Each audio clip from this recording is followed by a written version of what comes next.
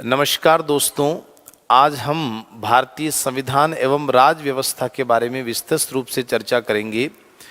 भारतीय संविधान एवं राज्य व्यवस्था जो हमारी राजस्थान लोक सेवा आयोग के द्वारा जो भी प्रतियोगी परीक्षाएं जो आयोजित होती है, उसके अलावा माध्यमिक शिक्षा बोर्ड द्वारा जो रीट का एग्ज़ाम आयोजित होता है, राजस्थान लोक सेवा आयोग के द्वारा फर्स्ट ग्रेड सेकंड ग्रेड जो एग्ज़ाम्स कंडक्ट जो पीएससी द्वारा कराए जाते हैं, उनमें जितनी भी और उसके अलावा आरएस जैसी जो सबसे बड़ी जैसी प्रशासनिक सेवा है, उन एग्ज़ाम्स के अंदर जितने भी हमारे भारतीय संविधान और राज्य व्यवस्था से संबंधित जो भी प्रश्न पुटअप होते हैं, उनके बारे में हम बड़े गहन रूप से इसका अध्ययन करेंगे।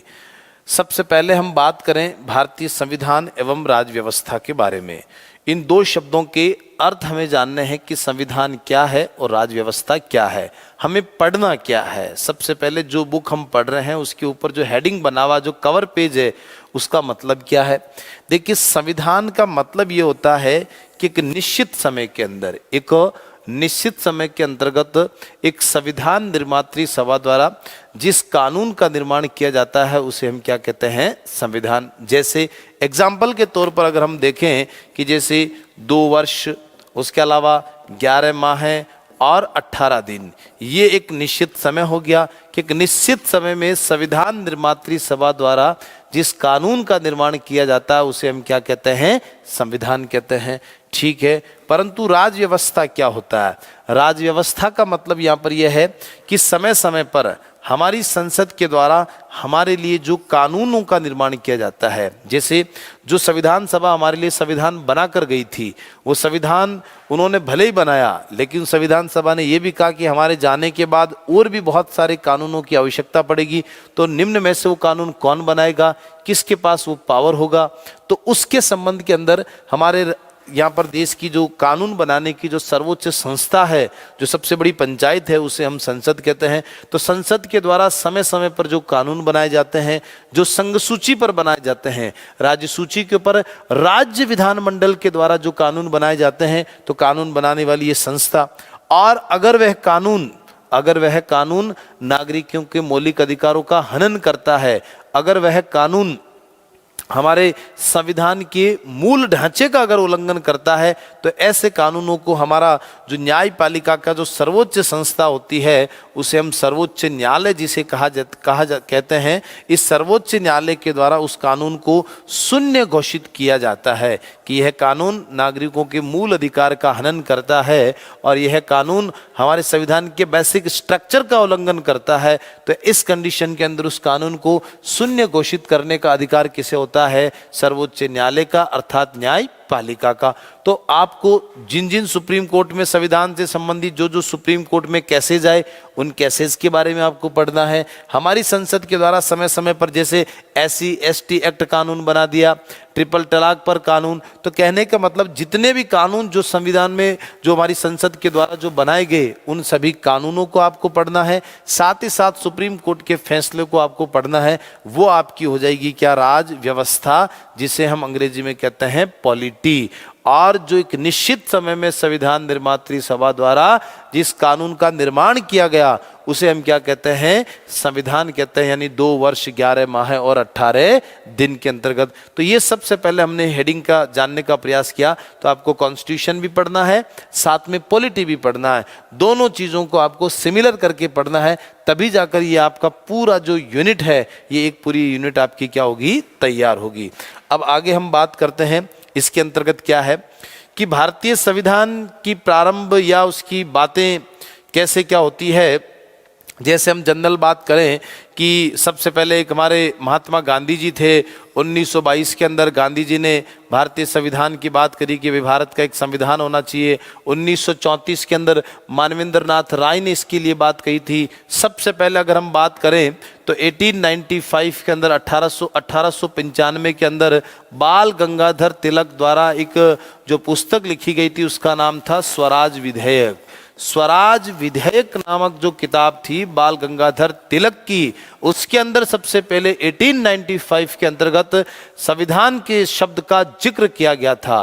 तो भारत में सबसे पहले संविधान शब्द का जिक्र करने वाले जो व्यक्ति थे वो कौन थे? बाल गंगाधर तिलक। और अगर मैं वर्ल्ड लेवल की बात करूं, अगर मैं वर्ल्ड लेवल की बात अगर मैं करता हूं, तो उसके अंदर अगर हम देखें कि वर्ल्ड लेवल पर सबसे पहले विश्व स्तर पर तो एक व्यक्ति सर हेनरी मैन, है ना, अमेरिका के अंदर एक व्यक्ति थे, उनका नाम था sir Henry man. Sir Henry man के द्वारा सबसे पहले संविधान का जिक्र किया गया अमेरिका के अंतर्गत 1780 के अंदर 1780 में।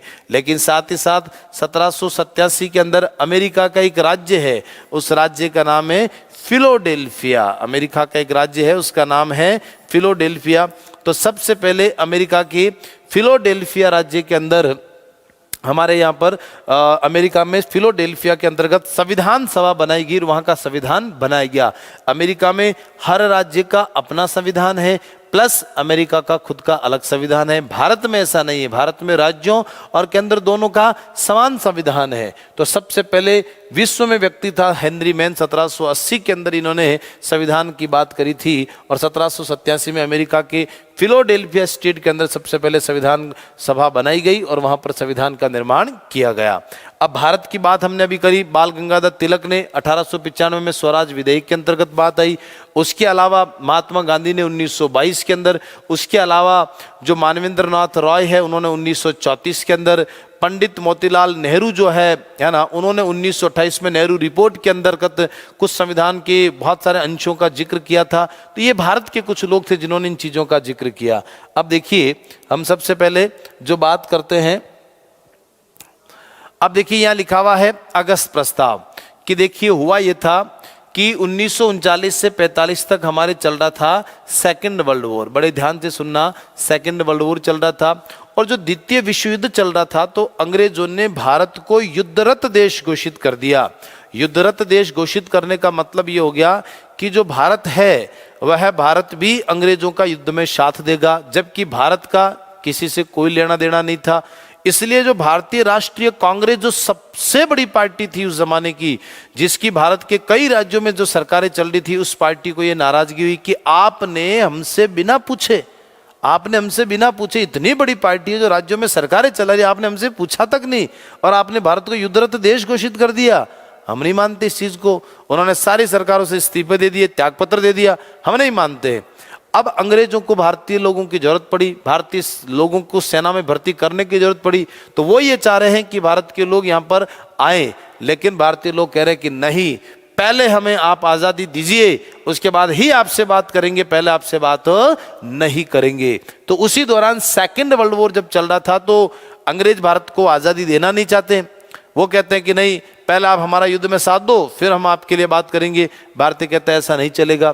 तो अब अंग्रेजों को जब भारतीयों की जरूरत पड़ी तो अंग्रेजों ने अलग अलग पास से फेंक के भारतीयों को बरगलाने का प्रयास किया कि कैसे भी करके भारतीय लोग युद्ध में शामिल हो। तो सबसे पहले जो अंग्रेजों की तरफ से एक प्रस्ताव भारत में आया था, उस प्रस्ताव का नाम था अगस्त प्रस्ताव। अगस्त प्रस्ताव 8 अगस्त 1940 को आया, इस बात का ध्यान रखना। तो 8 अगस्त 1940 को जो अगस्त प्रस्ताव आया उसमें क्या कहा गया, साफ लिखा हुआ कि इसमें कहा गया, क्या कहा गया, इसमें कहा गया कि भारत की संविधान सभा में ये एक शब्द यहां पर लिखा हुआ मुख्यतया, इसी को लेकर प्रॉब्लम हुई थी भारतीयों को कि मुख्यतया भारतीय लोग होंगे, जिसे भारतीयों ने अस्वीकार कर दिया। इसमें कहा गया कि भारत की संविधान सभा में, यानी अगस्त प्रस्ताव में कहा जा रहा है कि भारत की संविधान सभा में मुख्यतया भारतीय लोग होंगे, जिसे भारतीयों ने क्या कर दिया बताओ, अस्वीकार कर दिया। अब भारतीयों ने अस्वीकार कर दिया, इसका मतलब क्या हो गया, क्योंकि भारतीय लोग कह रहे हैं कि जैसे अब अंग्रेज कह रहे हैं कि भारत की संविधान सभा में मुख्यतया, मान लीजिए मुख्यतया के अंदर मान लीजिए संविधान सभा में 100 लोग होंगे, एक एग्जाम्पल समझिए, और 100 में से मुख्यतया यानी मुख्यतया भारतीय होंगे, तो मैं मुख्यतया मान लेता हूं 70 लोग हो गए, यानी 100 में से 70 अगर भारतीय होंगे तो सवाल इस बात का बनता फिर 30 कौन होंगे, इसका मतलब 30 वो अंग्रेज होंगे। तो ये भारतीयों को प्रॉब्लम थी कि संविधान हमारा, तो उसमें अंग्रेजों का क्या लेना देना, उनका क्या मतलब है, हमारे संविधान के अंदर हमारे ही लोग होंगे, हमें किसी से कोई मतलब नहीं है, इसलिए हम इस प्रस्ताव को क्या करते हैं, अस्वीकार करते हैं। तो अगस्त प्रस्ताव भारत में आया, वो पूर्णतः स्वीकार हो गया। क्यों हो गया? क्योंकि उसमें शब्द लिखा हुआ था कि मुख्यतया भारतीय लोग होंगे, और भारतीय लोगों को यह आपत्ति थी कि भारतीय में यहाँ पर मुख्यतया की जगह पूर्णतया भारतीय लोग होंगे तो ही हम इसको स्वीकार करेंगे, अन्यथा नहीं करेंगे। तो अगस्त प्रस्ताव भारत में आया, लेकिन ये क्या हो गया? अस्वीकार हो गया। आगे देखिए, अब देखिए, अब फिर भी बात नहीं बनी तो एक व्यक्ति थे, इनका पूरा नाम था स्टेफर्ड क्रिप्स। मैं नाम लिख देता हूं, स्टेफर्ड क्रिप्स। स्टेफर्ड क्रिप्स नामक जो व्यक्ति है ना, ये व्यक्ति इंग्लैंड में कैबिनेट लेवल का मंत्री है, मिनिस्टर है, वहां का मंत्री है, और जवाहरलाल नेहरू का दोस्त है। तो इस क्रिप्स को भारत भेजा गया कि आप भारत जाइए और भारतीय नेताओं से बात करिए, क्योंकि उस समय 1942 में भारत छोड़ो आंदोलन बड़ा तेज गति से, उस समय आंदोलन की योजनाएं बन रही थी, फिर आंदोलन चला बहुत तेज गति से। तो उस समय कांग्रेस की नब्ज गांधी और नेहरू के हाथों में थी। तो अंग्रेजों का यह मानना था कि क्रिप्स के दोस्त है नेहरू, ये जाकर शायद उनसे बात करे और हमारा युद्ध में साथ मिल जाए। तो इसलिए क्रिप्स को भारत भेजा गया 1942 में, 1942 में। तो अगस्त प्रस्ताव 1940 में, और क्रिप्स प्रस्ताव कब आया? 1942 में। क्रिप्स प्रस्ताव में क्या कहा गया कि द्वितीय विश्व युद्ध के पश्चात, साफ अक्षरों में लिख रहा है कि द्वितीय विश्व युद्ध के पश्चात भारत में संविधान सभा का गठन किया जाएगा। द्वितीय विश्व युद्ध के पश्चात भारत में संविधान सभा का गठन किया जाएगा, परंतु कांग्रेस ने इसे क्या कर दिया बताओ? अस्वीकार। किस पार्टी ने कर दिया? कांग्रेस ने कर दिया। सेकेंड वर्ल्ड वॉर के पश्चात अंग्रेज क्या कह रहे हैं कि भैया आप हमारा इस युद्ध में साथ दे दो, और अगर हम युद्ध जीत जाएं, अगर हम युद्ध जीत जाएं तो आपके लिए भारत में संविधान सभा का क्या कर देंगे? गठन कर देंगे। भारतीय कह रहे हैं क्यों साहब, पहले करने में क्या आपत्ति है? विश्व युद्ध के पश्चात नहीं, पहले करो तो हम आपकी बात को मानेंगे, अन्यथा हम आपकी बात को नहीं मानेंगे। और गांधी जी ने तो ये कह दिया कि क्यों?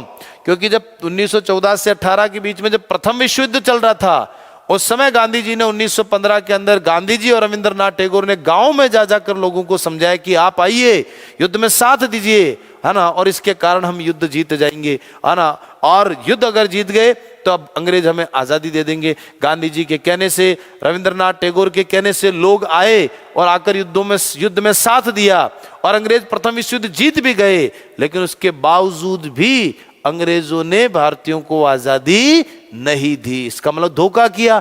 वही बात वापस दोहरा रहे अंग्रेज कि द्वितीय विश्व युद्ध के समाप्त कर दो, उसके बाद संविधान सभा का गठन करेंगे और उसके बाद आपको आजाद कर देंगे। भारतीय कहते नहीं, ऐसी गलती दोबारा नहीं करेंगे। आप पहली बार भी वादा खिलाफी कर चुके हो, वादे से मुकर चुके हो, मैं आपकी बात को नहीं मानता। और गांधी जी ने तो इसे पोस्ट डेटेड चेक, उत्तर तिथिय चेक कहा। उत्तर तिथिय का चेक का मतलब है कि ऐसा चेक जिसकी डेट ही निकल चुकी है, ऐसा चेक जिसकी डेट ही निकल चुकी है। मान लीजिए मैंने आपको एक चेक दिया 10,000 रुपए का, उस पर मान लीजिए मैंने 2 महीने तक की तारीख डाल दी, अब मैं ऐसा चेक आपको 2 महीने बाद दे रहा हूं, उसकी डेट ही निकल चुकी है, तो वो चेक किस काम का? चाहे वो 10 करोड़ का, उससे कोई मतलब नहीं है। तो ऐसा चेक, यानी ये बात तो प्रथम विश्व युद्ध में कह चुके हो, दोबारा कह रहे हो ये तो पोस्ट डेटेड चेक हो गया, ये बात नहीं मानते। और जवाहरलाल नेहरू ये कहते हैं कि ये तो ऐसा बैंक है जो क्या होने वाला है? नष्ट ही होने वाला है। कि ये तो ऐसा बैंक है जो नष्ट होने वाला। बैंक यानी अंग्रेज, भाई अंग्रेज कुछ समय के ही हैं, वैसे ही ये तो जाने वाले हैं, तो ऐसा बैंक है जो नष्ट होने वाला है। ये बात किसने कही? पंडित जवाहरलाल नेहरू ने। किसके लिए कही? क्रिप्स प्रस्ताव के लिए ऐसी बात इन्होंने कही थी। नहीं बनी बात।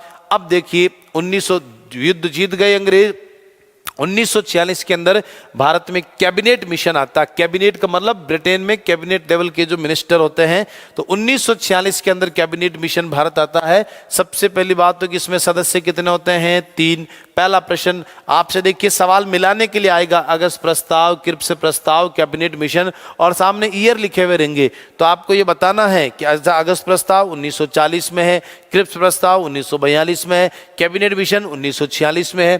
तो आपको ये बताना है कि कैबिनेट मिशन 1946 के अंतर्गत जो है, इसका जो अध्यक्ष बना है वो कौन बना है? पैथिक लॉरेंस बना है। तो ये बताना है, तो आप तो पैथिक लॉरेंस कैबिनेट मिशन के बताओ क्या है?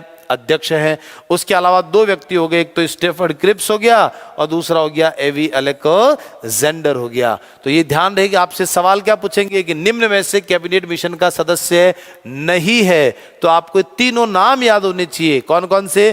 पैथिक लॉरेंस का, दूसरा स्टेफर्ड क्रिप्स का, तीसरा एवी अलेक्जेंडर का। इन तीनों का आपका नाम याद होंगे। चौथा नाम आपको Lord Wavell, Lord emery, Lord Mountbatten, कुछ भी दे, लेकिन ये आपको तीनों नाम याद होंगे तो आप चौथा निकाल सकते हो कि निम्न में से ये सदस्य नहीं है। एक बात तो ये। दूसरा, आपसे अध्यक्ष पूछे तो बता देना इन तीनों में से कौन है। पैथिक लॉरेंस है। कितने मेंबर थे, उत्तर बताना है। 3 मेंबर थे। अच्छा, कब आया ये? 1946 में। तो पहली बात तो ये कैबिनेट मिशन का ढांचा है कि इसमें ये लोग हैं। दूसरी बात, कैबिनेट मिशन का काम क्या है? कैबिनेट मिशन का काम है कि भारत में संविधान सभा का गठन करना। ये आया इसीलिए था कि भारत में संविधान सभा का क्या करेंगे? गठन करेंगे। आए देखें संविधान सभा के गठन में इन्होंने क्या बात कही। साफ सुथरी भाषा में देखो ये लिखा हुआ है, कैबिनेट मिशन के तहत हमारी संविधान सभा में कितने लोग होंगे? 389 लोग होंगे। अब बड़े ध्यान से समझना थोड़ा सा कि कैबिनेट मिशन जो आया भारत में, उसमें ये कहा गया कि कैबिनेट मिशन के अंदर 389 मेंबर होंगे। तीन तो उसके थे। अब कैबिनेट मिशन के अकॉर्डिंग भारत की संविधान सभा में कितने लोग होंगे? 389 होंगे। अब संविधान सभा में 389 का इन्होंने डिवाइडेशन किया है। कैसे किया है कि 292 सदस्य तो कहां से होंगे? 11 ब्रिटिश प्रांतों से होंगे। 292 सदस्य कहां से होंगे? 11 ब्रिटिश प्रांतों से। अलग अलग, जैसे आज हमारा 28 प्रांत है, 28 राज्य हैं। पहले अंग्रेजों के जमाने में बॉम्बे हो गया, ठीक है ना, बिहार हो गया, उड़ीसा हो गया, अलग अलग प्रकार के अलग अलग हमारे स्टेट हुआ करते थे, ठीक है ना, बंगाल हो गया। ये तो 11 ब्रिटिश प्रांतों से कितने? 292। 4 कमिश्नरी क्षेत्रों से थे। कमिश्नरी क्षेत्र का मतलब हो गया केंद्र शासित प्रदेश, है ना, केंद्र, जिस पर केंद्र सरकार का सीधा अधिकार था, है ना। और वो हमारे कौन कितने थे? 4। एक का नाम था दिल्ली, दूसरे का नाम अजमेर मेरवाड़ा, अजमेर के पास में नागौर वाला जो एरिया आता है। उसके अलावा तीसरा हमारा कुर्ग, जिसको वर्तमान में कर्नाटक में पड़ता है, और चौथा आता है बलूचिस्तान। तो दिल्ली, अजमेर मेरवाड़ा, कुर्ग और बलूचिस्तान, ये 4 हमारे कमिश्नरी क्षेत्र थे जिस पर सेंट्रल गवर्नमेंट का सीधा क्या था? अधिकार था। तो कहने का मेरा मतलब यह है कि 4 लोग यहां से होंगे, ये 4 लोग हो गए 4, ठीक है ना। 292 11 ब्रिटिश प्रांतों से, और 93 जो होंगे वो देसी रियासतों से क्या होंगे? मनोनीत होंगे। देसी रियासतों से मनोनीत होने का मतलब है कि रियासतें जो थी, जैसे हम कह सकते हैं कि जैसे जोधपुर की रियासत है, जयपुर की रियासत है ना, उसके अलावा जो अलग अलग जो हमारे कश्मीर की रियासत है, हैदराबाद की रियासत है, ऐसे करके 93 ग्वालियर की रियासत है। 93 ऐसी देसी रियासतों के नाम लिखेंगे कि आप अपने मेंबर को संविधान सभा में भेजेंगे। 4 2 6 3 कितना हो गए? 9 9 9 18, हासिल का 1 2 और 1 3, यानी 389। यानी कैबिनेट मिशन के अकॉर्डिंग भारत की संविधान सभा में कितने मेंबर होंगे? 389 होंगे। उनका डिवाइडेशन कैसे किया है कि भैया 11 ब्रिटिश प्रांतों से कितने मेंबर होंगे? 292 सदस्य होंगे। कमिश्नरी क्षेत्रों से कितने होंगे? 4 होंगे। और देसी रियासतों से कितने होंगे? 93 लोग होंगे। अब देखिए यहां पर लिखा हुआ है 292 सदस्य 11 ब्रिटिश प्रांतों से, साथ ही साथ ये 4 कमिश्नरी क्षेत्र और इनके नाम मैंने अभी कहा था। अजय मेरू है ना, अजय मेरू, अजमेरू है ना, अजय मेरू है ना, ये है ना, अजय मेरू मेरवाड़ा। मेरवाड़ा का मतलब जो नागौर के आसपास का जो हिस्सा है। तो दिल्ली, अजय मेरू कुर्ग जो कहाँ पड़ता है बताइए? कर्नाटक में आता है ना, ये कर्नाटक में हो गया। और उसके अलावा बलूचिस्तान जो वर्तमान में कहाँ पड़ता है? पाकिस्तान में पड़ता है। तो 4। अब देखिए मैं थोड़ा सा आपको एक अंतर बता देता हूं। एक तो होता है प्रांत जिसको अपन राज्य कहते हैं, और एक होता कमिश्नरी क्षेत्र जिसको आजकल यूनियन टेरिटोरीज यानी केंद्र शासित प्रदेश कहते हैं। केंद्र शासित प्रदेश, ठीक है ना। इनमें क्या अंतर होता है, थोड़े से इस अंतर को आप जानें। देखिए जो राज्य होगा उसमें राज्य विधान मंडल होगा, ठीक है ना, जो कानून बनाने वाली संस्था होती है। उसके अलावा उसकी एक राज्य सूची होगी जिस पर लिस्ट होगी, जैसे 61 विषय हैं तो उसके अकॉर्डिंग कानून बनता है। फिर उस राज्य के अंदर एक राज्यपाल होगा, ठीक है जी, और उसके अंदर फिर एक मंत्री परिषद होगी, काउंसिल ऑफ मिनिस्टर से मंत्री परिषद होगी। ये हो गया पूर्ण राज्य। कमिश्नरी क्षेत्र यानी केंद्र शासित प्रदेश, इनमें चारों ही चीजें नहीं होती है। इसका मतलब जो केंद्र शासित प्रदेश होगा वहाँ विधानमंडल, राज्य सूची, मंत्री परिषद और राज्यपाल नहीं होगा। लेकिन फिर भी हमारे भारत में जैसे दिल्ली, पुदुचेरी, कश्मीर जो है ना, उसके लिए भले अभी राष्ट्रपति शासन है लेकिन प्रावधान है, वहाँ पर विधानसभा है ना, राज्य सूची है, वहाँ राज्यपाल नहीं, उपराज्यपाल होता है, मंत्री परिषद। लेकिन हमारे संविधान ने संशोधन करके कुछ अधिकार उनको दिए हैं। ये संसद के पास पावर होती, अधिकार होता तो उनको दे दिया। बाकी संसद चाहे तो डायरेक्ट उनको केंद्र सरकार के पास क्या रहेगा, अधिकार रहेगा। तो कहने का मेरा मतलब है कमिश्नरी क्षेत्र आपको अच्छे से समझ में आ जाना चाहिए क्या होता है केंद्र शासित प्रदेश। ये अंग्रेजों के जैसे आज वर्तमान के अंदर 8 है, ठीक है ना, लेकिन अंग्रेजों के जमाने में कितने थे हमारे पास, 4 थे। तो 4 कमिश्नरी क्षेत्र और 93 देशी रियासतें मैंने आपको कही दी, बधाई दिया मैंने आपको कि 93 देशी रियासतें जो होगी वहां से कितने मेंबर होंगे, 93 होंगे। इस प्रकार से कुल मिला के हमारी संविधान सभा में मेंबर कितने होंगे, 389 होंगे।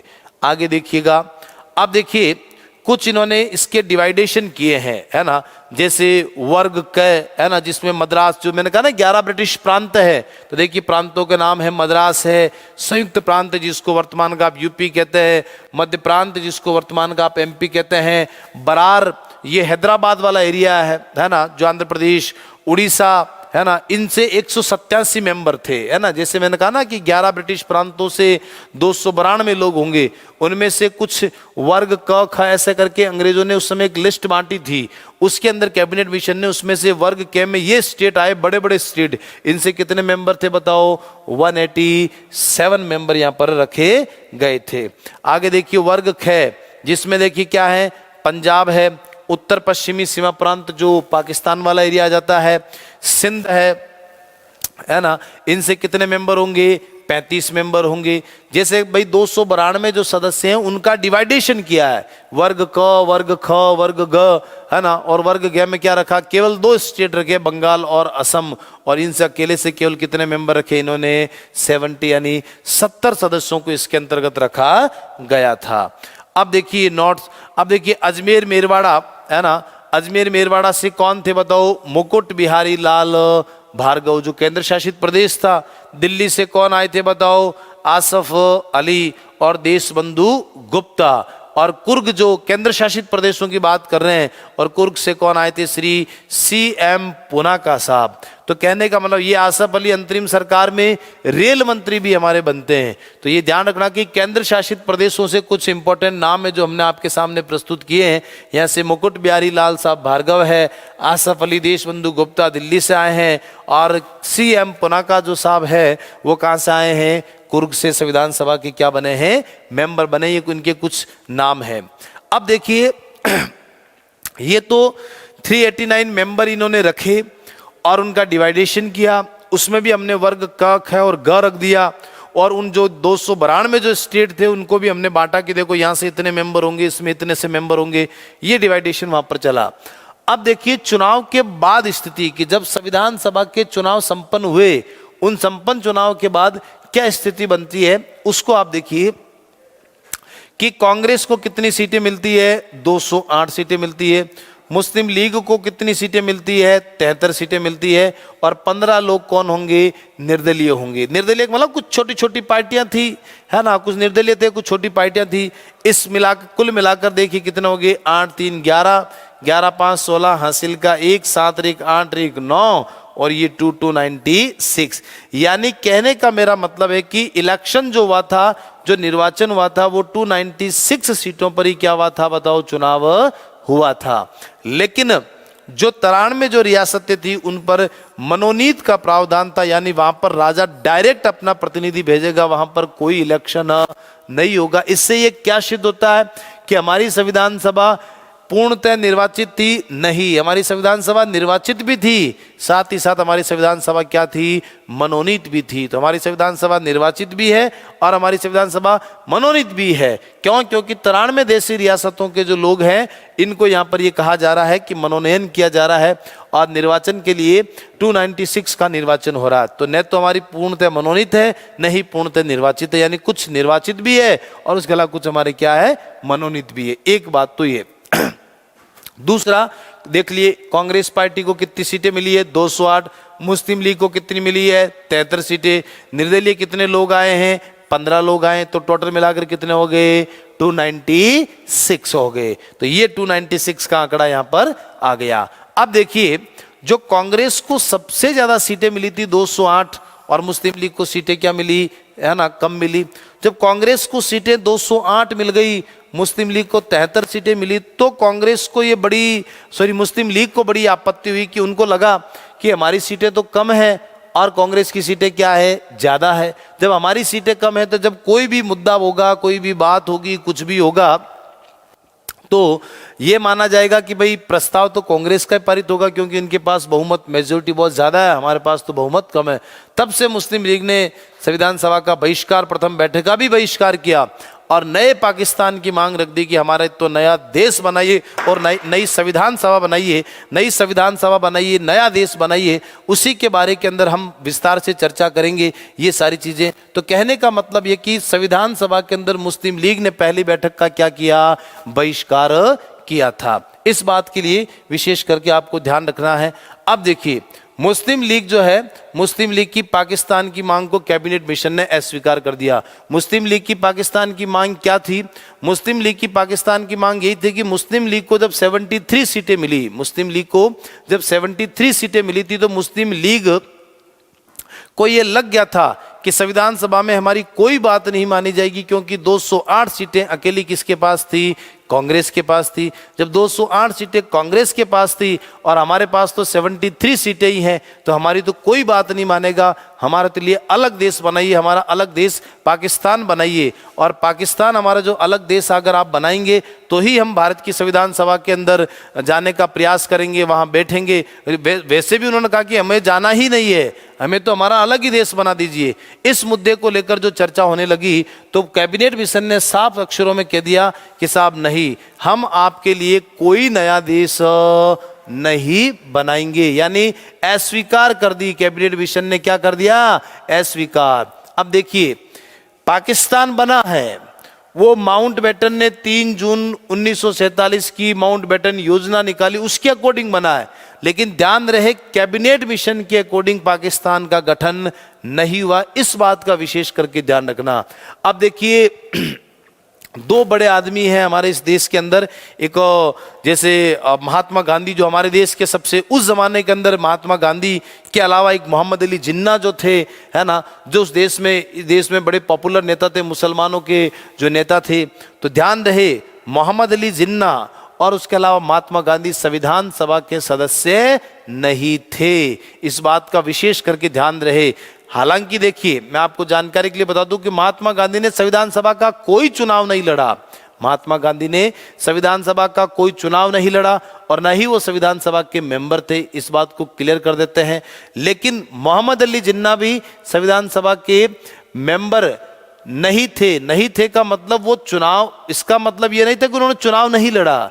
मोहम्मद अली जिन्ना ने पंजाब से संविधान सभा का चुनाव लड़ा, लेकिन वो भारत की संविधान सभा की एक भी बैठक में भाग लेने के लिए नहीं गए। तो हम ये कह सकते हैं कि मोहम्मद अली जिन्ना भी भारत की संविधान सभा का मेंबर नहीं था।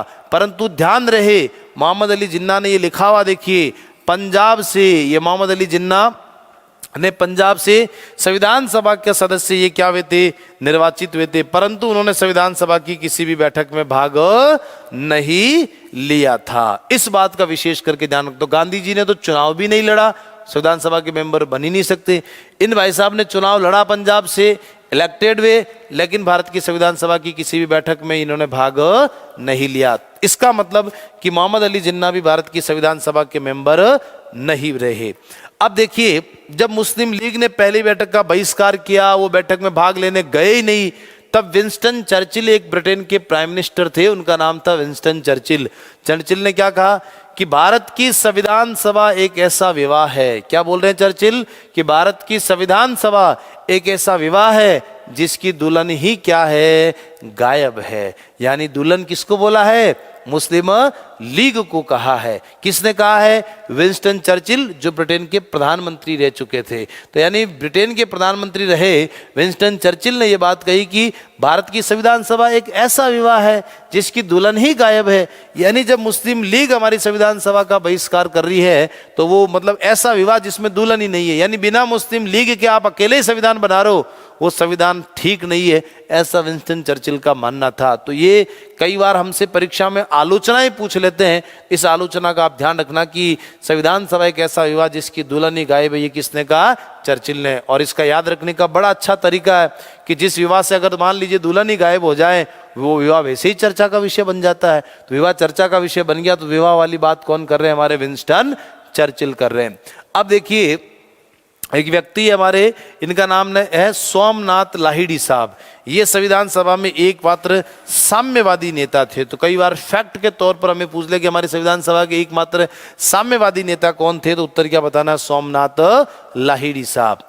अब देखिए अभी कुछ समय बाद हमने पहले चर्चा करी कि हमारी संविधान सभा में 93 देशी रियासतों से मेंबर होंगे। तो हैदराबाद एक ऐसी रियासत थी, है ना, जिसमें अपना एक भी प्रतिनिधि संविधान सभा के अंतर्गत नहीं भेजा। वो रियासत कौन सी थी बताओ?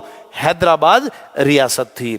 अब देखिए जुलाई अगस्त 1946 में संविधान सभा के हमारे चुनाव क्या होते हैं बताओ? संपन्न होते हैं। ये ध्यान रखना, जुलाई अगस्त 1946 में हमारी संविधान सभा के चुनाव क्या होते हैं? संपन्न होते हैं। अब देखिए कुछ BN राव जो हमारे संविधान सभा के जो सलाहकार बने, चुनाव संपन्न हो गया, सब कुछ हो गया। ये ध्यान रहे श्री BN राव, पूरा नाम यहाँ पर लिखा हुआ है बेनेगल नरसिंह राव। बेनेगल नरसिंह राव, BN राव जो हमारे संविधान सभा के ऑडिटर जो सलाहकार थे, ये देखो यहाँ पर लिखा हुआ है ये सलाहकार। हमसे सामान्य प्रश्न पूछे कि हमारी संविधान सभा के सलाहकार कौन थे, तो कौन थे? श्री BN राव साहब थे। ध्यान रहे कि BN राव साहब हमारी संविधान सभा के सलाहकार थे, परंतु मैं आपको जानकारी के लिए बता दूं कि BN राव, इसका कतई मतलब ये नहीं है कि वो संविधान सभा के मेंबर थे। ध्यान रहे संविधान सभा के सदस्य श्री BN राव नहीं थे। इनको हमारे जो उस समय गवर्नर जनरल थे, स्वतंत्र भारत के प्रथम जो गवर्नर जनरल जो हमारे बनाए गए थे, उनका नाम लॉर्ड माउंटबेटन था। हमारे श्रीमान लॉर्ड माउंटबेटन जो हमारे जो गवर्नर जनरल थे, उन्होंने ही सबसे पहले इनको सलाहकार क्या अपॉइंट किया था, यानी नियुक्त किया था। किन्हें नियुक्त किया था? श्री BN राव को। तो BN राव हमारे ऑडिटर थे, सलाहकार थे, हमें सलाह के लिए राय देते थे कि हमारा संविधान हमें कैसे बनाना है। परंतु ध्यान रहे संविधान सभा के मेंबर नहीं थे। इनकी क्या क्या उपलब्धियां? सबसे पहली बात कि भारत के संविधान का प्रारूप, भारत के संविधान का ड्राफ्ट बनाने का काम किसने किया? श्री BN राव ने किया। तो संविधान का प्रारूप यानी ड्राफ्ट बनाने का काम किसने किया? BN राव ने किया। एक बात तो ये। दूसरा BN राव ने क्या काम किया कि BN राव ने ड्राफ्ट बनाने के साथ साथ और, है ना, जैसे ड्राफ्ट पर काम करने के लिए ड्राफ्टिंग कमेटी के चेयरमैन कौन थे? भीमराव अंबेडकर। प्रारूप का मतलब हमारे संविधान में मौलिक अधिकार क्या होंगे, हमारे संविधान में निदेशक तत्व कैसे होंगे, हमारे संविधान में मौलिक कर्तव्य कैसे होंगे, हमारा राष्ट्रपति कैसे होगा, उपराष्ट्रपति होगा, मुख्यमंत्री होगा, प्रधानमंत्री होगा। अच्छा, इनके लिए क्या क्या नियम होने चाहिए। तो हमें कुछ एजेंडा, जैसे आज आप फर्स्ट ग्रेड का एग्जाम दे रहे हो, तो कोई तो ड्राफ्ट, कोई तो आपके पास सिलेबस होगा जिसके अकॉर्डिंग आप पढ़ाई करोगे। तो हमारा संविधान सभा संविधान बनाएगी कैसे भाई? क्या बनाना है, इसमें करना, वर्किंग किसे करना है? तो ड्राफ्ट जो सबसे पहले बनाकर दिया था वो BN राव ने दिया था। उस ड्राफ्ट पर काम करने के लिए जो ड्राफ्टिंग कमेटी बनाई गई थी, उस कमेटी के चेयरमैन कौन थे? हमारे डॉक्टर भीमराव अंबेडकर थे। तो कहने का मतलब यह है कि संविधान सभा के सदस्य, जैसे सवाल पूछ लिया निम्न में से भारत की संविधान सभा का सदस्य नहीं है, अब उसमें ऑप्शन आया आपके जवाहरलाल नेहरू, सरदार वल्लभ भाई पटेल, भीमराव अंबेडकर और BN राव। तो कंफ्यूजन नहीं होना है कि सलाहकार थे BN राव तो ये तो मेंबर होने चाहिए। इसका कतई मतलब ये नहीं है कि सलाहकार होने के कारण ये संविधान सभा के मेंबर होंगे। इस बात का विशेष करके आपको ध्यान रखना है। आगे देखिए, अब देखिए इनके लिए बहुत सारी उपलब्धियां हैं, कुछ एक्स्ट्रा नॉलेज के लिए, कि जैसे ये ICS अधिकारी थे। जैसे आज IAS का एग्जाम होता, पहले ICS का इंडियन सिविल सर्विस के ऑफिसर थे। उसके अलावा हैदराबाद का मुद्दा यूनो में रखने वाले व्यक्ति कौन थे? श्री BN राव साहब थे। उसके अलावा जो कश्मीर है, उस समय उसके प्रधानमंत्री, उस समय राज्यों के मुख्यमंत्री नहीं होते थे, प्रधानमंत्री, वो भी राजा के वहाँ पर। तो हैदराबाद के प्रधानमंत्री कौन थे?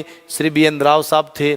उसके अलावा बर्मा, जिसको म्यांमार कहते हैं, उसका संविधान बनाने में इनका बड़ा योगदान था। भारत के संविधान का ड्राफ्ट बनाने वाले व्यक्ति कौन थे? श्री BN राव थे। उसके अलावा अंतर्राष्ट्रीय न्यायालय में भारत की तरफ से पहला अगर कोई न्यायाधीश था तो वो कौन था?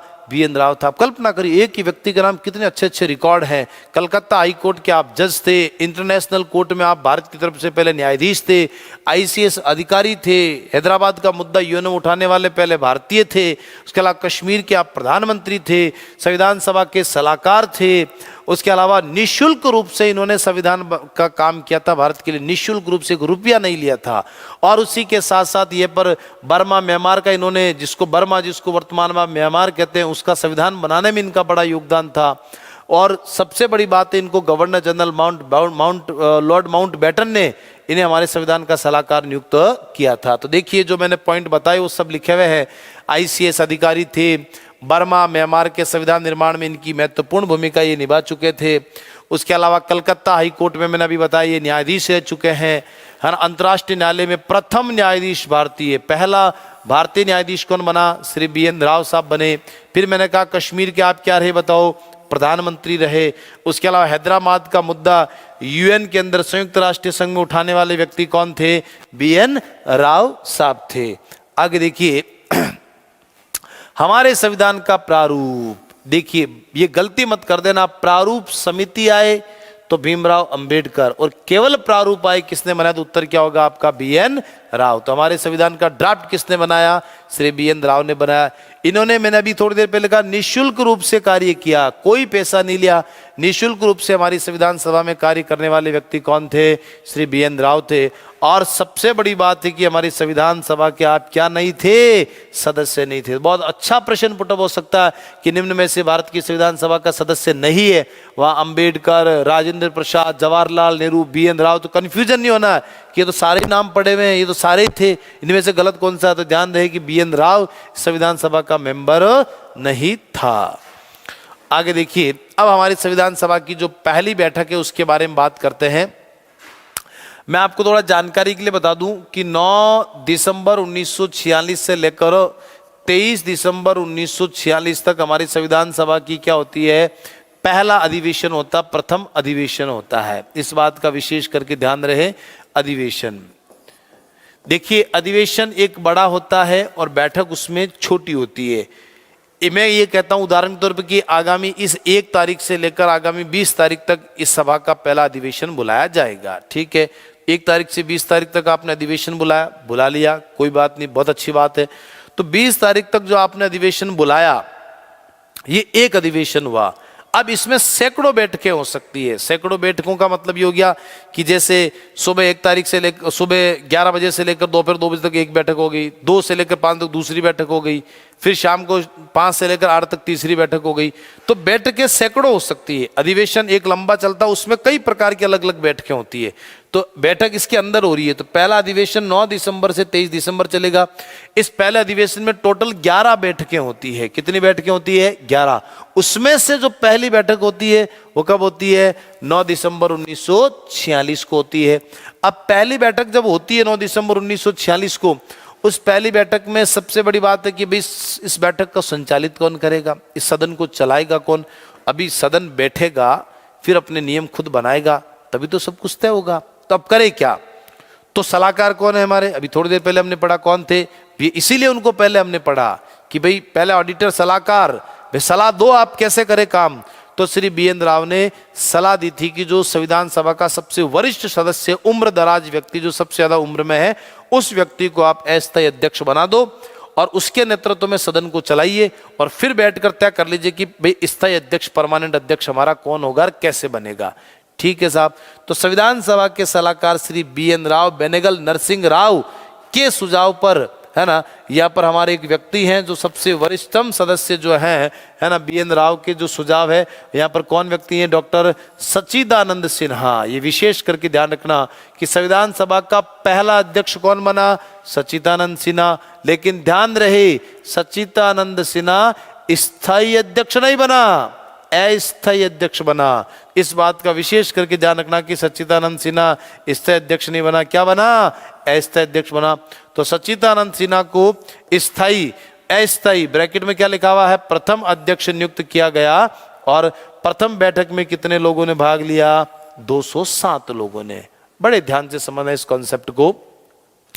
अब देखिए, मैं ये आप मुझसे सवाल करो कि सर आपने कहा कि कैबिनेट मिशन के अकॉर्डिंग 389 मेंबर होंगे, ठीक है साहब 389 मेंबर होंगे, तो जब फिर पहली बैठक में 207 लोगों ने ही भाग कैसे लिया फिर 389 में से? ध्यान से सुनना, मैंने क्या कहा कि मुस्लिम लीग ने पहली बैठक का क्या किया? बहिष्कार। तो आप बोलोगे सर फिर तो 316 ही होता है, फिर भी आंकड़ा कम आ रहा है। तो जो बच्चों 93 देशी रियासतों के जो मेंबर थे उनका ये मानना था उन्होंने अपना भी भविष्य तय नहीं किया था। जो 93 देशी रियासतों के जो राजे महाराजे थे जिनको मनोनीत करना था, उन्होंने अपना भविष्य तय नहीं किया कि हमें भारत में जाना है या नहीं जाना है। भारत में बोले संविधान सभा में मेंबर भेजने का मतलब है कि आपकी रियासत भारत में जाएगी, तो वो तय नहीं कर पा रहे कि हमें क्या करना है, इसलिए उन्होंने अपना प्रतिनिधि पहली बैठक में किसी ने अपना प्रतिनिधि नहीं भेजा। हैदराबाद रियासत अभी हमने थोड़ी देर पहले पढ़ा, वो ऐसी रियासत जिन्होंने किसी भी अधिवेशन में किसी बैठक में कोई प्रतिनिधि नहीं भेजा था, तो वो ऑल ओवर हमने पढ़ा था। तो पहली बैठक में 93 देशी रियासतों के जो है उसके अंदर भी अपने प्रतिनिधि नहीं भेज रहे। बहुत सारे लोग थे जिनको कुछ आपत्तियां थी, वो लोग भी नहीं आए थे, इसलिए पहली बैठक में कितने लोगों ने भाग लिया? 207 लोगों ने। फिर एकदम क्लियर कर देते हैं, आपका एक आंकड़ा आता 211 का। भाई ये 211 का आंकड़ा क्या? मैंने अभी थोड़ी देर पहले कहा कि 9 दिसंबर से 23 दिसंबर तक हमारी संविधान सभा का क्या होता है? पहला अधिवेशन होता है। 9 दिसंबर से 23 दिसंबर तक संविधान सभा का कौन सा अधिवेशन? पहला अधिवेशन। उस पहले अधिवेशन में कुल मिलाकर कितने, मैंने कहा ना कई सारी बैठकें होती है, अलग अलग बैठकें होती है, तो उसमें पहली बैठक में तो 207 लोग आए। फिर ऐसे टोटल बैठकें कितनी हुई थी? 11 बैठक हुई थी पहले अधिवेशन में। उन 11 बैठकों में किसी के अंदर 208 आ रहे हैं, किसी में 209 आ रहे हैं, किसी में कितने आ रहे हैं, तो टोटल मिला के कुल मिला के अधिकतम आंकड़ा कितने तक पहुंच गया बताओ? 211। अब आपको ये ध्यान रखना 207 और 11 है। आपसे पूछे कि पहली बैठक में कितने लोगों ने भाग लिया, तब उत्तर क्या बताओगे? 207 लोगों ने। लेकिन पूछे कि संविधान सभा के पहले अधिवेशन में कितने लोगों ने भाग लिया, तब उत्तर क्या दोगे? 211 लोगों ने भाग लिया।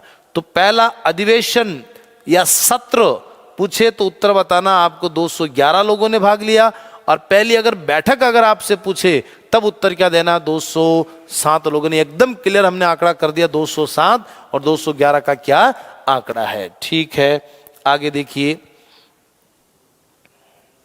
हमने ये पढ़ा था।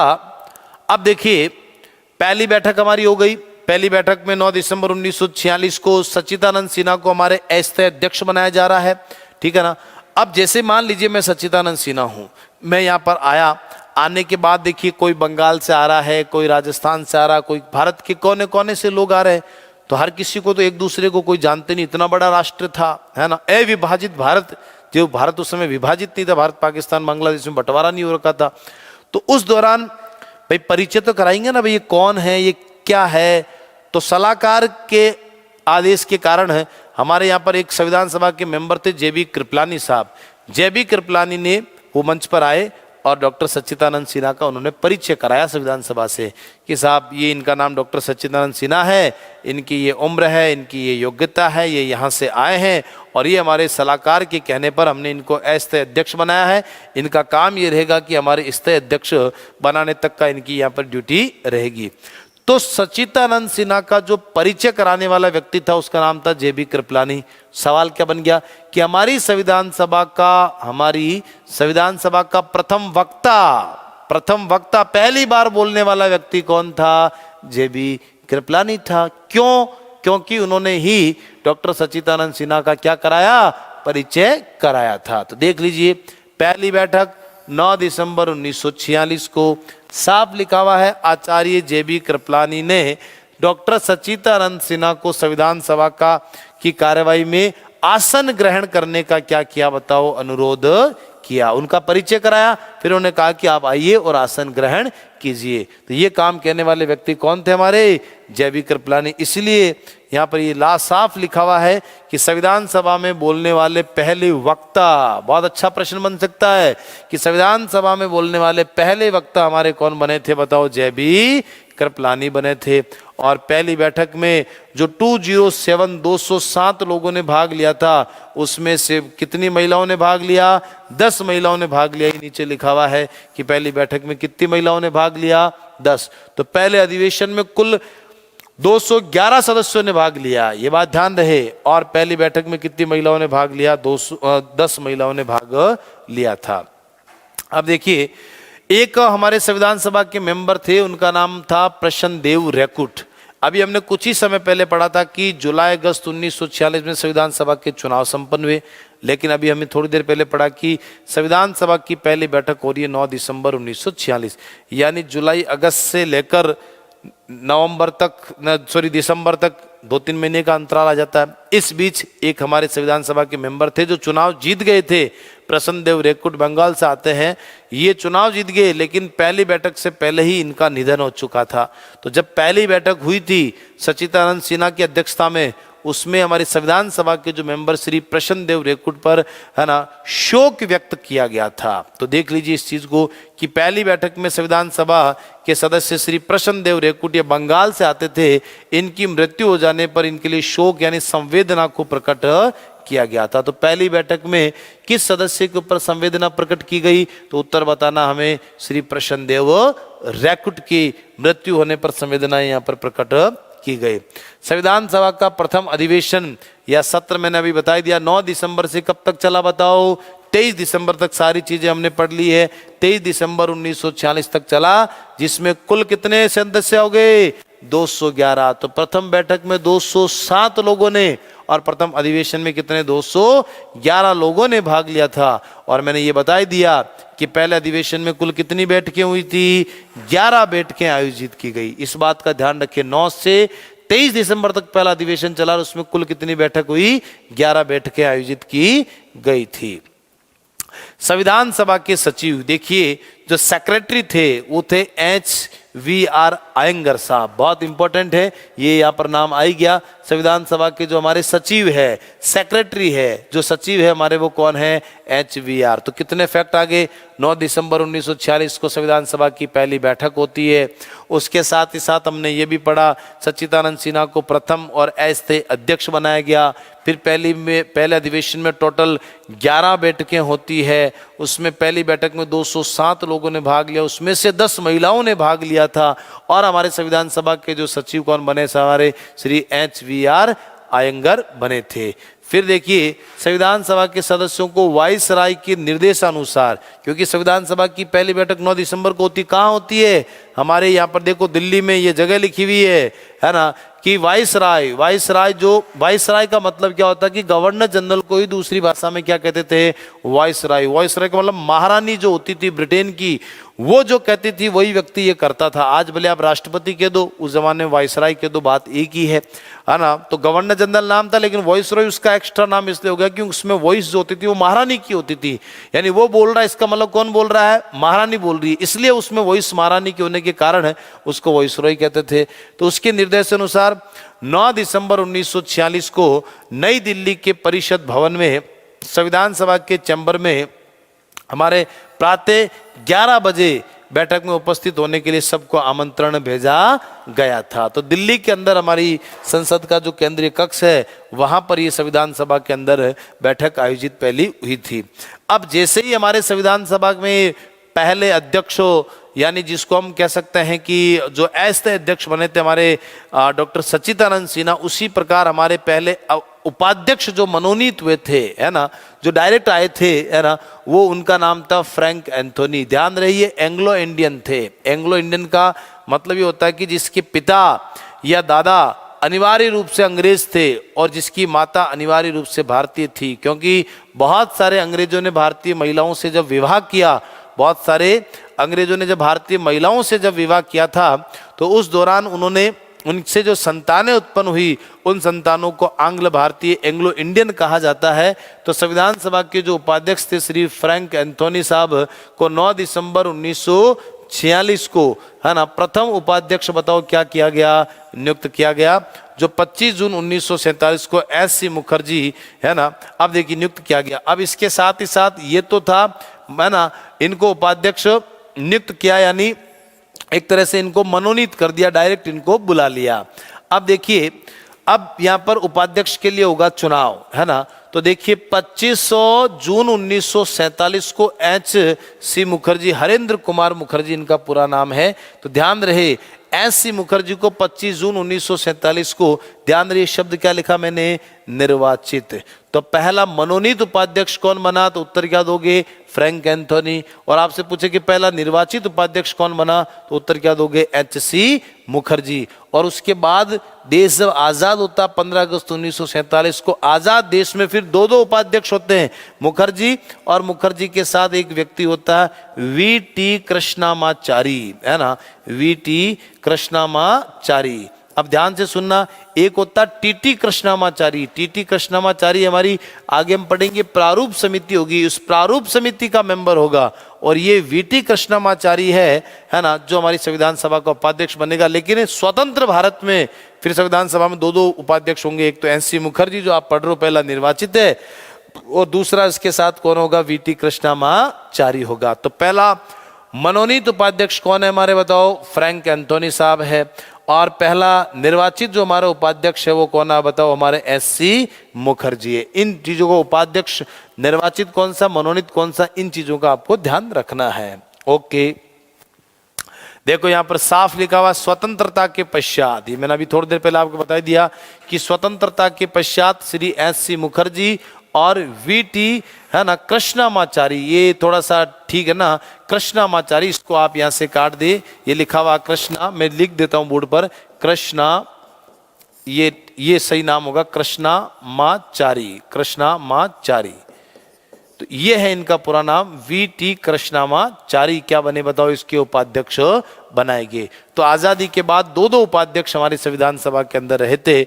फिर संविधान सभा में मैंने कहा कि 9 दिसंबर से 23 दिसंबर तक 11 बैठकें हुई थी, पहला अधिवेशन था। तो पहली बैठक 9 दिसंबर को, दूसरी बैठक 10 दिसंबर को, तीसरी बैठक 11 दिसंबर को, चौथी 12 दिसंबर को, पांचवी 13 दिसंबर को। तो दूसरी 10 दिसंबर को होगी, उसमें तय किया गया कि भाई अध्यक्ष का चुनाव कैसे क्या होगा। और तीसरी बैठक जब 11 दिसंबर 1946 को होती है, और उसमें डॉक्टर राजेंद्र प्रसाद जो है ना, यहाँ पर ये थोड़ा सा प्रिंट गलत आया है, यहाँ पर इनको स्थायी अध्यक्ष बनाया जाएगा। क्या बनाया जाएगा, स्थायी अध्यक्ष बनाया जाएगा। तो कहने का मेरा मतलब यह है कि डॉक्टर राजेंद्र प्रसाद जो संविधान सभा के क्या बनाए जाएंगे, स्थायी अध्यक्ष बनाए जाएंगे। क्योंकि अस्थायी हमने पहले पढ़ लिया था, कौन बने थे, डॉक्टर सच्चिदानंद सिन्हा बनाए गए थे। तो डॉक्टर राजेंद्र प्रसाद हमारी संविधान सभा के क्या बनाए गए, स्थायी अध्यक्ष बनाए गए थे। कब बनाए गए थे, 11 दिसंबर 1946 को। अब डॉक्टर राजेंद्र प्रसाद के नामांकन जब ही, जैसे एक्चुअल में मैंने अभी थोड़ी देर पहले बताया कि भाई 11 बैठकें हुई, तो 9 दिसंबर को तो केवल संविधान सभा का परिचय हुआ। प्रसन्नदेव रेकुट जो बंगाल के नेता थे जिनकी मृत्यु होगी, उन पर शोक संवेदना प्रकट की गई, है ना। फिर उपाध्यक्ष बनाया गया। तो कहने का मतलब मेरा, ये अध्यक्ष बनाया गया, उनके सब रूल्स रेगुलेशन, सदन कैसे चले गए, सारी चीजें हुई। 10 तारीख को यह तय किया गया कि भाई अध्यक्ष कैसे बनाया जाएगा। तो उस दौरान क्या था कि भाई एक जना उसका प्रस्तावक, एक जने उसका अनुमोदक। प्रस्तावक यानी मैंने लिख के दिया कि साहब मैं ये कहता हूं कि साहब ये अध्यक्ष के लिए मैं इनका प्रस्तावक करता हूं, फिर आपने उसके नाम पर समर्थन कर दिया कि मैं इनके नाम का समर्थन करता हूं। तो एक जना प्रस्तावक बनेगा और एक जना कौन बनेगा, समर्थक बनेगा। तो डॉक्टर राजेंद्र प्रसाद के नामांकन के प्रस्तावक में देखो बहुत सारे लोग आए यहाँ पर, तो है ना, एक भी नहीं है। तो देखिए कौन कौन है। सबसे बड़ी एक तो देखो प्रस्तावक में JB कृपलानी हो गया, हरिकृष्ण मेहताब हो गया, ठीक है ना। और उनके अलावा जो ये प्रस्तावक हो गए, समर्थक जो समर्थन कर रहे हैं उनमें कौन है, सरदार वल्लभ भाई पटेल हो गए और नंद किशोर दास हो गए। तो ये ध्यान रखना कि डॉक्टर राजेंद्र प्रसाद जब संविधान सभा के स्थायी अध्यक्ष बनाए जा रहे हैं, हालांकि उसके लिए चुनाव की व्यवस्था की गई थी, लेकिन इनके अलावा किसी ने पर्चा दाखिल करा ही नहीं, तो ये निर्विरोध अध्यक्ष बन गए। तो डॉक्टर राजेंद्र प्रसाद के नामांकन के प्रस्ताव में कौन कौन थे, JB कृपलानी, हरिकृष्ण मेहताब, ये तो थे इनके प्रस्तावक। इन दो लोगों का विशेष करके, कृपलानी पहले वक्ता थे, मैंने अभी थोड़ी देर पहले बताया, और श्री हरिकृष्ण मेहताब, ये दो तो थे प्रस्तावक। और साथ ही साथ हमारे समर्थक कौन थे, सरदार वल्लभ भाई पटेल और नंद किशोर दास, ये इनके समर्थक थे। रेटिफिकेशन, अनुमोदन इन्होंने इसका किया था, ठीक है। अब मोहम्मद अली जिन्ना पंजाब से संविधान सभा के सदस्य चुने, लेकिन उन्होंने संविधान सभा का बहिष्कार किया। हमने, है ना, जो शुरुआत में जब कक्षा प्रारंभ करी तब भी हमने पढ़ा था कि गांधी और जिन्ना संविधान सभा मेंबर नहीं थे। गांधी जी ने तो एक्चुअल में चुनाव ही नहीं लड़ा था, मोहम्मद अली जिन्ना ने चुनाव लड़ा, लेकिन फिर भी वो संविधान सभा की एक भी बैठक में भाग लेने नहीं गए। उसके अलावा देखो कुछ लोग, गांधी जी का मैं बता ही चुका हूं आपको, ये एक बहुत बड़े नेता थे श्री तेज बहादुर सप्रू, गांधी जी के साथ राष्ट्रीय आंदोलन में भी आप साथ थे। एक है जयप्रकाश नारायण, ये भी गांधी जी के साथ आंदोलन में साथ थे, और ये भी हमारी संविधान सभा का इन्होंने चुनाव नहीं। तो बड़े बड़े ये पॉपुलर चेहरे उस जमाने के अंदर जो आंदोलन में बड़े बड़े भाग लेते थे, गांधी जी, है ना, तेज बहादुर सप्रू, है ना, उसके अलावा जयप्रकाश नारायण, उसके अलावा मोहम्मद अली जिन्ना, ये लोग ऐसे थे जो एक भी संविधान सभा के मेंबर नहीं थे। ये मैं चीजें क्यों करवा रहा हूं, क्योंकि आपसे वहां प्रश्न पूछे कि निम्न में से कौन संविधान सभा का सदस्य नहीं था। अब मान लीजिए वहां पर तेज बहादुर सप्रू का नाम आ गया, फिर गांधी, अंबेडकर, नेहरू आ गया, तो आपको बताना कि भाई ये व्यक्ति नहीं था। अच्छा, ये नाम आ जाता तो आपको पता होना चाहिए कि हाँ ये व्यक्ति भले पॉपुलर चेहरा है लेकिन संविधान सभा का मेंबर नहीं था। इसके साथ ही साथ हम देखिए संविधान सभा, मैंने अभी थोड़ी देर पहले कहा कि टोटल 11 बैठकें हुई थी। तो 9 दिसंबर से 23 दिसंबर तक हमारी जो बैठकें चली, तो 9 को पहली, 10 को दूसरी, 11 को तीसरी, 12 को चौथी और 13 को पांचवी बैठक। उसमें पंडित जवाहरलाल नेहरू के द्वारा हमारे यहाँ पर क्या पेश किया गया, उद्देश्य प्रस्ताव प्रस्तुत किया गया। उद्देश्य यानी देखिए उद्देशिका, जिसको आज हम प्रस्तावना प्रियम्बल कहते हैं। तो किसी भी बुक को जब हम पढ़ते हैं तो उस बुक का मूल सारांश क्या होता है वो उस उद्देश्य प्रस्ताव के अंदर आता है। तो वो पहले प्रस्तुत करने वाले कौन थे, हमारे पंडित जवाहरलाल नेहरू। इन्होंने 13 दिसंबर 1946 को प्रस्तुत किया था कि हम भारत के लोग भारत को संपूर्ण प्रभुत्व संपन्न समाजवादी पंथ निरपेक्ष लोकतंत्रात्मक गणराज्य बनाने के लिए तथा उसके समस्त नागरिकों को सामाजिक, आर्थिक, राजनीतिक न्याय, विचार, अभिव्यक्ति, विश्वास, धर्म और उपासना की स्वतंत्रता, उन सब में व्यक्ति की गरिमा, राष्ट्र की एकता और अखंडता को सुनिश्चित करने वाली बंधुता को बढ़ाने के लिए आज तारीख 26 नवंबर, ये उस समय डैश छोड़ दिया गया था, है ना, जो 26 नवंबर 1949 को मिति मार्गशीर्ष शुक्ल सप्तमी विक्रम संवत छठ के दिन अध्यक्ष द्वारा इस संविधान को अंगीकृत, अधिनियमित और आत्मार्पित करते हैं। तो ये जो कुछ नीचे की जो पंक्तियां हैं, ये डैश डैश तारीख छोड़ी गई थी। बाकी जो सामाजिक, आर्थिक, राजनीतिक जो चीजें हैं, तो ये उद्देश्य प्रस्ताव जो है ये कौन लेकर आए थे, हमारे सबसे पहले पंडित जवाहरलाल नेहरू। और 13 दिसंबर 1946 को इन्होंने संविधान सभा के समक्ष प्रस्तुत किया। लेकिन, है ना, 22 जनवरी 1947 को हमारी संविधान सभा ने इसे क्या कर दिया, पारित कर दिया। पहले क्यों नहीं पारित किया, क्योंकि भीमराव अंबेडकर का ये मानना था कि भाई अभी मुस्लिम लीग नहीं आ रही है, उनको आने दीजिए, उनके आने के बाद ही हम इसको पारित करेंगे।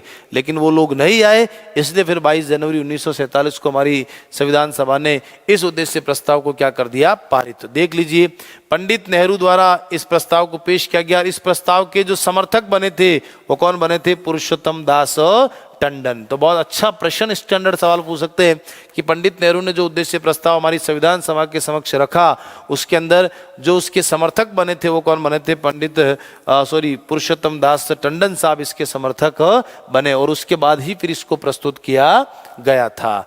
और ये साफ अक्षरों में लिखा हुआ है कि 22 जनवरी 1947 को मोहनलाल सक्सेना ने इसका उर्दू में अनुवाद किया। तो कुछ लैंग्वेज के अंदर तो उर्दू के अंदर अनुवाद करने वाला, ध्यान दे, मुस्लिम व्यक्ति के नाम पर आपको टिक नहीं करना है। तो मोहनलाल सक्सेना जो व्यक्ति है इसको इसने उर्दू के अंदर पढ़ा है और 22 जनवरी 1947 को हमारी संविधान सभा ने इसे क्या कर दिया है, पारित, जो मैंने आपको बताई दिया। तो पुरुषोत्तम दास टंडन उसके प्रस्तावक बने, समर्थन किया उन्होंने। और साथ ही साथ मोहनलाल सक्सेना जो है, इन्होंने इस प्रस्तावना को किसमें पढ़ा बताओ, उद्देशिका को उर्दू के अंदर इसको संविधान सभा के समक्ष पढ़ा था। और 22 जनवरी, डेट बड़ी इंपॉर्टेंट है आपके लिए कि 22 जनवरी 1947 को हमारी संविधान सभा ने इस उद्देश्य प्रस्ताव को प्रस्तुत किया गया था।